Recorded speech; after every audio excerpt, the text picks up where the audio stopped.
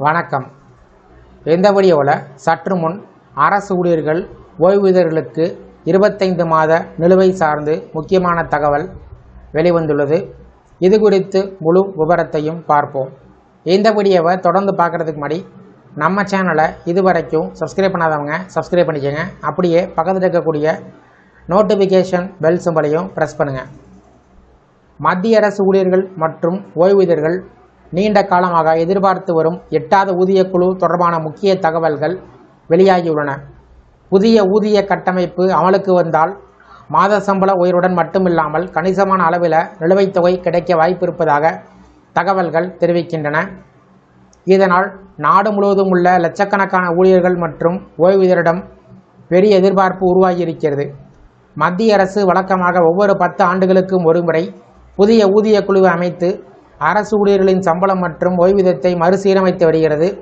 அந்த வகையில் 7வது ஊதியக் குழு 2016ஆம் ஆண்டு அமல்படுத்தப்பட்டது. அதற்கு பின்பு அடுத்த கட்டமாக 8வது ஊதியக் குழு 2026 ஜனவரி 1ஆம் தேதி முதல் அமலுக்கு வரலாம் என்ற எதிர்பார்ப்பு நிலவி வருகிறது. தற்போது நிலவும் பணவீக்கம், விலைவாசி உயர்வு மற்றும் ஊழியர்களின் நீண்டகால கோரிக்கைகளை கருத்தில் கொண்டு புதிய ஊதிய அமைப்பு குறித்த ஆய்வுகள் மற்றும் ஆலோசனை நடைபெற்று வருவதாக கூறப்படுகிறது. 8வது ஊதியக் குழு அமல்படுத்தப்பட்டால் நாடு முழுவதும் சுமார் 49 லட்சம் மத்திய அரசு ஊழியர்கள், 68 லட்சத்திற்கும் அதிகமான ஓய்வூதியர்கள் நேரடியாக பயனடைவார்கள் என்று எதிர்பார்க்கப்படுகிறது. புதிய சம்பள கணக்கீட்டின் அடிப்படையில் அடிப்படை ஊதியம் உயரக்கூடும். அதேபோல் பல்வேறு அலவன்ஸுகள் மற்றும் ஓய்வூதிய தொகையில் மாற்றங்கள் ஏற்பட வாய்ப்புகள் உள்ளன. இதன் மூலம் ஊழியர்களின் மாதாந்திர வருமானம் அதிகரிப்பதோடு ஓய்வூதியர்களின் நிதிநிலை மேம்படும் என்று கருதப்படுகிறது. இந்த நிலையில் அதிக கவனம் ஈர்த்துள்ள விஷயம் நிலுவைத் தொகை குறித்த தகவல். பொதுவாக புதிய ஊதியக் குழுவின் பரிந்துரை அறிவிக்கப்பட்ட பின்பு அவற்றை நடைமுறைப்படுத்த சில காலம் ஆகலாம்.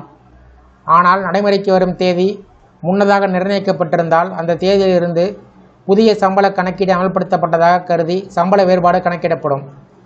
அதன்படி 8வது ஊதியக் குழு பரிந்துரை தாமதமாக அமல்படுத்தப்பட்டாலும் அதனுடைய பலன்கள் 2026 ஜனவரி 1 முதல் அமலாகும் வகையில் அரசு முடிவு செய்தால் ஊழியர்களுக்கு கடந்த மாதங்களுக்கான சம்பள வேறுபாடு ஒரே தொகையாக வழங்கப்படலாம் என்ற எதிர்பார்ப்பு நிலவி வருகிறது. சில தகவலின் அடிப்படையில் சுமார் 25 மாதங்களுக்கான சம்பள வேறுபாடு மற்றும் நிலுவைத் தொகை கிடைக்க வாய்ப்பு இருப்பதாக கூறப்படுகிறது. இது நடைமுறைக்கு வந்தால் பல ஊழியர்களுக்கு லட்சக்கணக்கில் கூடுதல் தொகை கிடைக்கலாம்.